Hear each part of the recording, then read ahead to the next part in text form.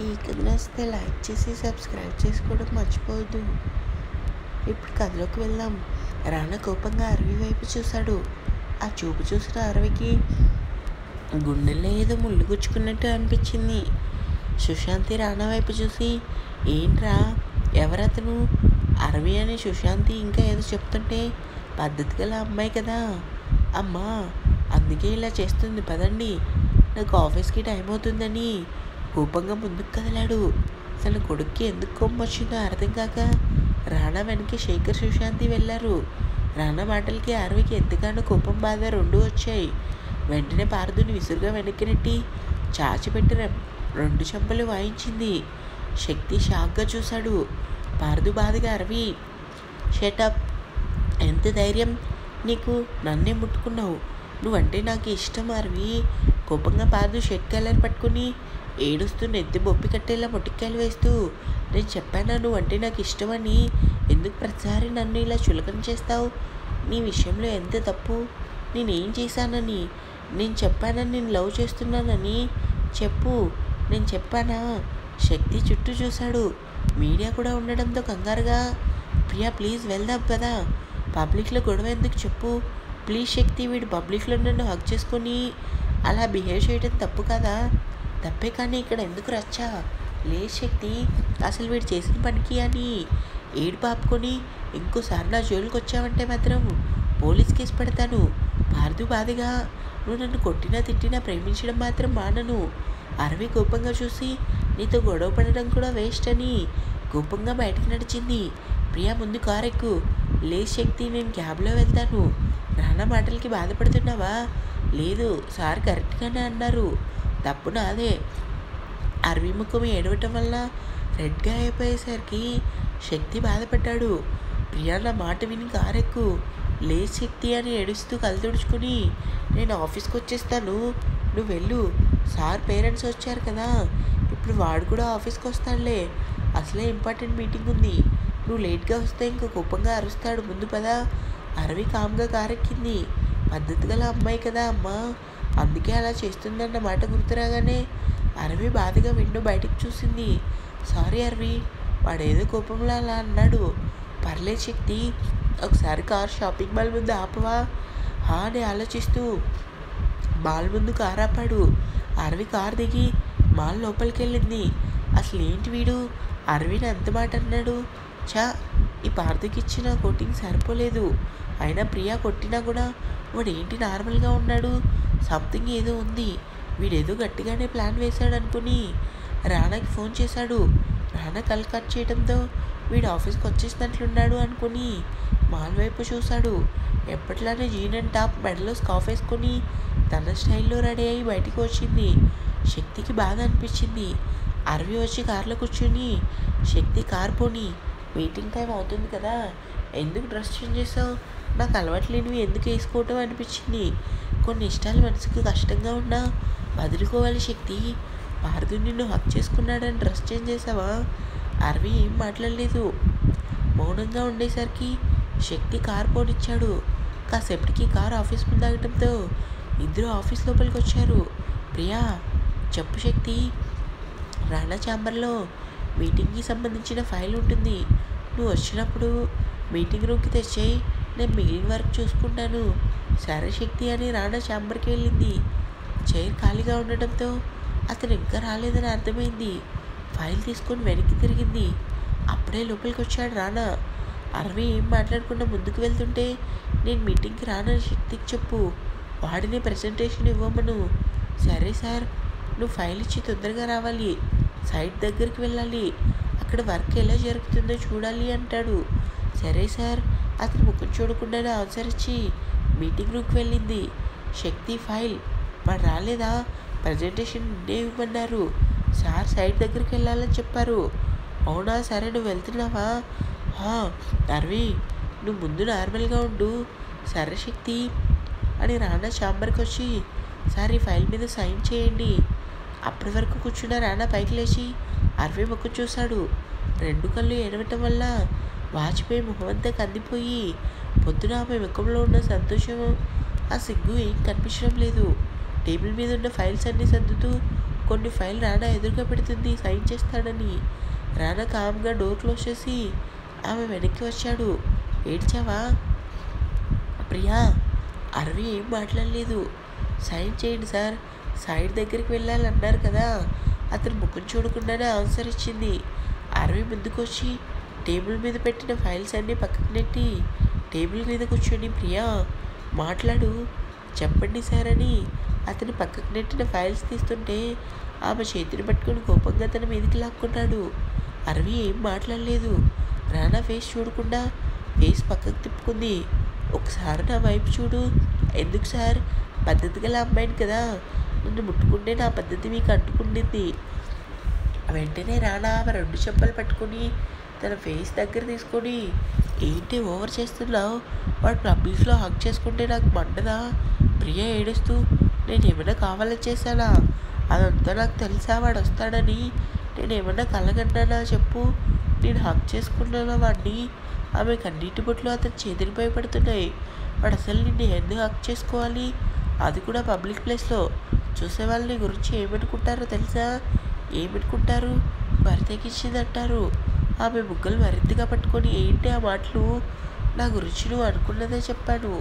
అందరిలానే నువ్వు కూడా అలానే అన్నావు కదా. రానా ఆమె నడుము దగ్గర ఉన్న చేతిని పట్టు బిగించి, నేను అలా అనుకున్నానా? మరి కాదా? నువ్వు నన్ను ఎలా చూసావో తెలుసా అని ఏడుస్తూ తలదించుకుంది. ఆమె ఏడ్చేసరికి తట్టుకోలేకపోయాడు. ఒక్కసారిగా గుండెలకు హత్తుకున్నాడు. వదులు నన్ను, వదులు అని అతని షర్ట్ కాలర్ పట్టుకొని, నువ్వు నన్ను ముట్టుకోకు. ఎందుకు ముట్టుకుంటున్నావు? నేను పద్ధతి గల అమ్మాయిని కదా, వదులు. ఆమె చెంపల మీద కన్నీరు తుడిచి, సారీ ప్లీజ్ ఇంకేడవకు అని ఆమె చేతి పట్టుకొని ఫేస్ దగ్గర తీసుకొని, తెలీదు వాడు నిన్ను హక్ చేసుకునేసరికి మైండ్ కంట్రోల్ తప్పింది, సారీనే. ఎంతో లాలనగా పుచ్చికించాడు. ప్రియా అతని కళ్ళలోకి చూస్తుండిపోయింది. ఎవరు డోర్ చప్పుడు చేయడంతో ప్రియా ఈ లోకంలోకి వచ్చి వెంటనే రానాను వెనక్కి తోసి దూరంగా జరిగి రానా కూడా ఈ లోకంలోకి వచ్చి ఎల్ఈడి స్క్రీన్ వైపు చూశాడు. శక్తి వచ్చాడు. డోర్ ఓపెన్ చేయి. అరవి ఏం మాట్లాడకుండా డోర్ ఓపెన్ చేసింది. శక్తి లోపలికి వచ్చి ఇద్దరి వైపు చూశాడు. అరవి అక్కడ ఉండలేక తన క్యాబిన్కి వెళ్ళింది. రానా చిటుగా నవ్వి, చెప్పరా ఏంటి ఇలా వచ్చావు? డిస్టర్బ్ చేశానా? అంత లేదు, సారీ చెప్తున్నాను అలిగింది కదా. ఆయన ఎందుకురా తన మీద కోప్పడ్డావు? తప్పు చేసింది వాడైతే ప్రియ ఏం చేసిందని? మరి మొగుడంటే భయం లేదురా దానికి, అందుకే కావాలని కొప్పించాను. ఎందుకేంటి మేడం మనసులో నేను ఉన్నానో లేదో తెలుసుకోవద్దా? అవునా, మరి ఏం తెలిసింది? ఉన్నాను కానీ ఇంకా ఉండాలి. ఇప్పుడే కదా స్టార్ట్ అయింది. కానీ ఇంకెప్పుడు అరవితో అలా మాట్లాడకు సరేనా? తెలీదురా, వాడు అలా అరవితో బిహేవ్ చేసేసరికి చాలా కోపం వచ్చింది. 1 గంట ఆఫీస్ చూసుకో. సైడ్ దగ్గరికి వెళ్తావా? కాదు, అమ్మ నాన్న దగ్గరికి వెళ్తాను. ఆ పార్దు చేసిన పనికి కోపంగా అమ్మ నాన్నని ఇంటి దగ్గర డ్రాప్ చేసి వచ్చేసాను. అందుకే అరవింద్ తీసుకొని ఇంటికి వెళ్తాను. ఏమైనా ఇంపార్టెంట్ అయితే నేనే ఫోన్ చేస్తాను కానీ నువ్వు వెళ్ళు అన్నట్టు మర్చిపోయాను. ఏంట్రా, నైట్ రెస్టారెంట్లో అమ్మి నిన్ను కలుస్తా అన్నాడు. అవునా, సరే అయితే. నేనేం తప్పుగా మాట్లాడానని అభిగారు అలా కోపంగా ఉన్నారు? వాళ్ళ తమ్ముడు చేసిన పనే కదా చెప్పాను. అయినా ఎందుకంత కోపం వచ్చింది ఆయనకి? జాను వర్క్ కంప్లీట్ అయిందా? సార్ అయింది. ఒకసారి ప్రాజెక్ట్ ఫైల్ ఇవ్వు. ఏమైంది సార్ కంగారుగా ఉన్నారు? రవి నవ్వుతూ, మీటింగ్ ఉంది జాను, సార్ నన్ను చూసుకోమన్నారు. ఏమైందో తెలీదు. ఎప్పుడు లేనిది సార్ కొంచెం కోపంగా ఉన్నారు. సరే నేను మళ్ళీ వస్తానని రవి మీటింగ్ రూమ్కి వెళ్ళాడు. ఈయన కోపం కూడా వస్తుందా? అయినా తమ్ముడికి బుద్ధి చెప్పడం మానేసి కోపం ఎందుకు తెచ్చుకోవటం అనుకొని మనసొప్పక అబ్బి కేబిన్కి వెళ్ళింది. సార్, జాను మాటలకి కళ్ళు తెరిచి, ఏంటి లంచ్ టైం అయింది, భోజనం చేయరా? విసిగించుకు జాను, నాకు ఆకలిగా లేదు. ఈ తమ్ముడు చేసిన పనికి మీరెందుకు కోపంగా ఉన్నారు? అభి జాను వైపు చూసి, నేను కోపంగా ఉన్నానని ఎవరు చెప్పారు? ఎవరు చెప్పనక్కర్లేదు, మీ మొక్కలు చూస్తేనే తెలిసిపోతుంది. మీరేదో చేస్తారనే కదా విషయం మీకు చెప్పాను. మీరే ఇలా కోపంగా ఉంటే ఎలా? కోపంగా లేని జాను, మామూలుగానే ఉన్నాను. మరి మీటింగ్కి ఎందుకు వెళ్ళలేదు? రవిని చూసుకోమన్నాడు కదా, అదే ఎందుకు? జాను ఏడుస్తూ, నేను మీకు అనవసరంగా చెప్పాను, చెప్పపోయినా బాగుండేది. అభి కంగారుగా పైకి లేచి, ఓ ఇప్పుడు ఎందుకు ఏడుస్తున్నావు? చూడు నేను బాగానే ఉన్నాను. ప్లీజ్ ఏడవకు, తప్పు నీది కాదు నాది. నేనే వాడి మీద కోపంగా నా మీద ఉదయం నీ మీద చూపించాను. ప్లీజ్ జాను ఏడవకు. అయినా మీకు ఈ మధ్యన ఎందుకు కోపం వస్తుంది? అభిషాను దగ్గర తీసుకొని నిజం చెప్పనా ఏంటన్నట్టు ఇతని కళ్ళలో చూసింది. నాకు కోపం వచ్చినప్పుడల్లా నా రూమ్లో ఒంటరిగా ఉండేవాడిని.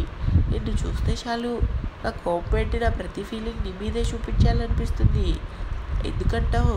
తన పెద్ద కళ్ళతో అభి కళ్ళలోకి చూసి నేను మీ స్టాఫ్ని కదా అందుకు. నిజంగా నీకు బుర్ర లేదు, అందుకే మీ దగ్గర వర్క్ చేస్తున్నా. అంటే నాకు బుర్ర లేదనా? నేనేం అలా అనలేదు అని తలదించుకుంది. స్వచ్ఛమైన ముఖం అంత దగ్గరగా చూసేసరికి అతని కోపం చికాకు అండిపోయి ఒక్కసారిగా పెదవులు విచ్చుకున్నాయి. చాలు చెప్పండి సార్, అన్నం పెట్టు ఆకలిస్తుంది. ఫస్ట్ క్లాస్ స్టూడెంట్లా బుద్ధిగా తలుపి అభికి అన్నం వడ్డించింది. అభి అన్నం కలుపుతూ నువ్వు కూడా భోజనం చేయి, కూర్చో. నేను తినేశాను సార్. పోనీ నేను తినిపించినా? ఆ మాటకు చాను భయంగా చూసింది. మరైతే కూర్చొని తిను, లేదంటే నేనే నీకు తినిపిస్తాను. లేదు నేను తింటాను. అభి నవ్వుతూ భోజనం చేశాడు. ఎంతసేపు సైడ్ దగ్గరికి వెళ్ళాలన్నాను కదా, రా కారెక్కు. అరవి కారెక్కి సీట్లో కూర్చుంది. రానా డ్రైవ్ చేస్తూ అరవి ముఖం చూశాడు. విండో బయటకు చూస్తుంది. ఇంకా కోపం తగ్గలేదా? అరవి ఏం మాట్లాడలేదు. ప్రియా ఏంటి సార్ డ్రెస్ ఎందుకు చేంజ్ చేసావు? అరవి కోపంగా మీకెందుకు చెప్పండి, డ్రెస్ చేంజ్ చేస్తే మీకెందుకు? రానా కోపంగా ఏంటి సారీ చెప్పానని బెట్టి చేస్తున్నావు? చెప్పావు సారీ. తిట్టిన గంట తర్వాత నీకు అనవసరంగా సారీ చెప్పాను. నిజం చెప్పనా? ఏంటి నువ్వు ఈ డ్రెస్లోనే బాగున్నావే? అరవి ఏం మాట్లాడలేదు. మరి హాఫ్ సారీ ఏం చేసావు? హాఫ్ సారీ అడుగుతున్నారు. నువ్వు కట్టుకుంటావా? నిన్ను కోపంగా కొట్టడానికి చెయ్యెత్తి అరవి నెత్తిన ఒకటి వేసాడు. అబ్బాయి ఏంటి అంత గట్టిగా ముట్టిగా వేసావు అని రూట్ చూస్తూ సైడ్ దగ్గరికి వెళ్ళాలన్నారు. మీరేంటి వేరే రూట్లో తీసుకెళ్తున్నారు? ఇంటికి వెళ్తున్నావు ఏంటి? ఎందుకంత షాక్ అవుతున్నావు? అమ్మ నాన్న ఇంటి దగ్గర డ్రాప్ చేసి వచ్చేసాను. కనీసం 5 minutes కూడా వాళ్ళతో మాట్లాడలేదు. ఎందుకు సార్? ఏమో నా మూడ్ బాగాలేదు. అప్పుడు మిమ్మల్ని ఒకటి అడిగినా ఏంటి అని కారు ఇంటి ముందు ఆపాడు. పార్దులో హక్ చేసుకున్నాడు కదా, మీకెందుకు కోపం వచ్చింది? ముందు కారు దిగు, కాసేపు వదిలితే చాలా లొడలొడ వాగుతావు. అది కాదు సైతానికి వచ్చే. కోపంగా అరవి దగ్గరగా వచ్చి నిన్ను అలా అన్నదన్నానా? మరి నేను అడిగిన దానికి ఆన్సర్ ఎందుకు ఇవ్వలేదు? నువ్వు నా దగ్గర వర్క్ చేస్తున్నావు కాబట్టి వాడు నిన్ను హక్ చేసుకునేసరికి కోపం వచ్చింది అని ఆమె చెప్ప మీద ఉన్న కుర్రలు వెనక్కి నెడుతూ ఒకటి అడుగుతాను, నిజం చెప్పవే, ఎందుకు నువ్వు డ్రెస్ చేంజ్ చేసావు? చిన్నగా నవ్వుతూ ఆమె కళ్ళలో చూశాడు. అరవి ఏం మాట్లాడలేదు. చెప్పు, ఎందుకు చేంజ్ చేసావు? అతనికి తెలుసు దాని కోసమే చేంజ్ చేసిందని. వాడు హక్ చేసుకున్నందుక ఆడి తలదించుకొని ఎందుకో తెలీదు ఆమె బుగ్గలు సిగ్గుతో ఎర్రగా మారాయి. ఆ క్షణం అరవి అతని కంటికి నిజంగానే దేవకన్నిలా కనిపించింది. బొట్టను వెళ్తే ఆమె చెప్ప మీద నిబురుతూ నిజం చెప్పనా అరవి ఏంటన్నట్టు చూసింది రానా నవ్వుతూ. ఆమె చెవి దగ్గరకు వచ్చి హాఫ్ సారీలో కత్తిలా ఉన్నావే అని చెప్తాడు. ఇంకా ఉంది కిక్ ఫస్ట్.